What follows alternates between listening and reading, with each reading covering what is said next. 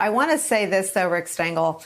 I think that at every point, the Democratic establishment and the Trump side and the media has underestimated the campaign that Joe Biden is running. And some of that is a product of its low-key nature. But I see a lot of the hallmarks of winning campaigns in three factors. One, he's in Minnesota. I mean, that is not the sign of an overconfident or hubristic campaign or candidate. He's going out there and he's asking for the vote.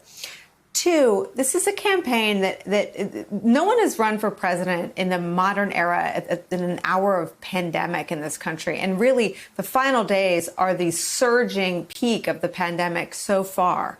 Joe Biden is sort of staying the course, and there have to be debates inside the campaign. The campaign, by and large, does not leak. And three, for every sort of big moment, they have played the expectations game very wisely. They have kept expectations low and they have constantly exceeded them. What do you make of sort of the underestimated Joe Biden campaign? I think that's a really smart point. By the way, I am not the least bit nervous at all or anxious one tiny bit. This is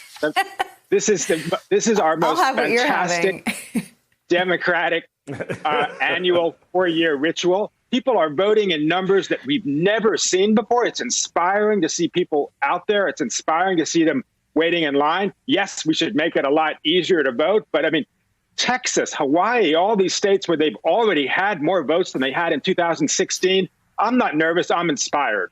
And to your point about underestimating Joe Biden, look, the most critical thing here is that Donald Trump was unable to turn this election away from being a referendum on him. It's not a choice election necessarily between two candidates. It's a referendum on the most reckless, undemocratic leader we've had for any 4-year period in American history.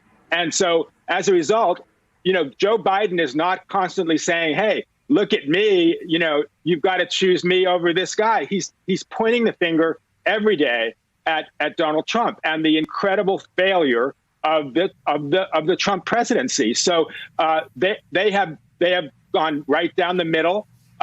His likability, his lack of negatives compared to what Secretary Clinton had 4 years ago is in his favor. He's doing well among older voters. And I think, as everybody has said before me, if turnout continues to be high, then I am, I'll treat you to a drink on election night, Nicole.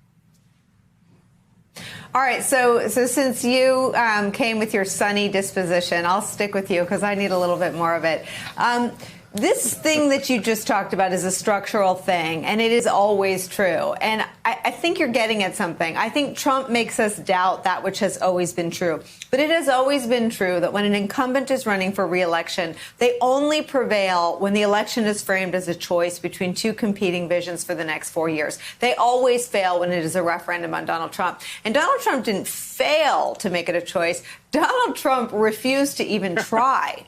Donald Trump can't stand for the news to be off him long enough to present a choice to the American people. And he thinks attacking AOC or the media or Hunter Biden is somehow showing the country a choice between competing visions.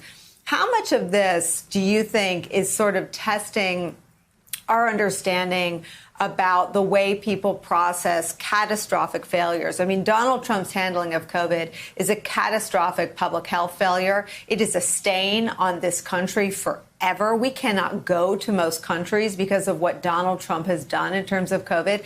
And he has decimated our economy. The stock market, which is an indicator Donald Trump likes to point to, has registered some of its hardest blows and hardest hits, not just in his presidency, but in recent history. How much of that figures into what you feel is going to happen on Tuesday, Rick?